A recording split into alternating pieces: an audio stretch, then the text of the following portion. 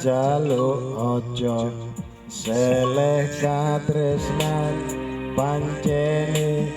tresno kuwi akeh pacoban.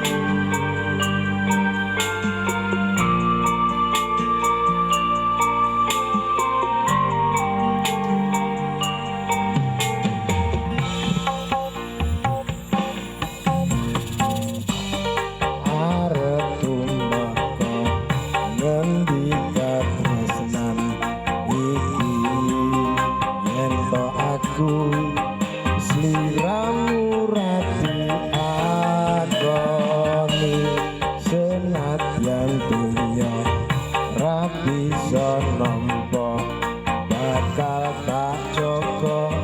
yen durung kapisah kuwasa mas kowe sing tak sayang aku kudu kelangan Mas Mustika ning ati dong aku siji tresno iki abadi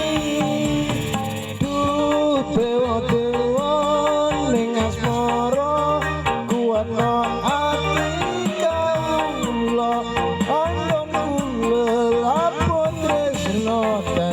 kendat saking coba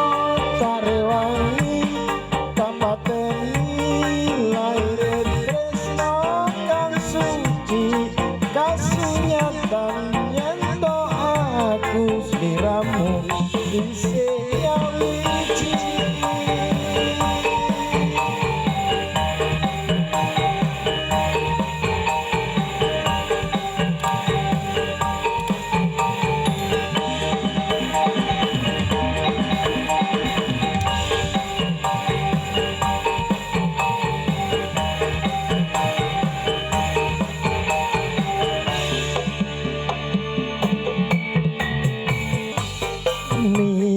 Mas kowe sing tak sayang ralila aku kudu kelangan Mas Mustika ning ati tonggoku siji tresno iki abadi dewa-dewa ning asmara kuatno ati kawula anggon lelaput tresno dakang kendat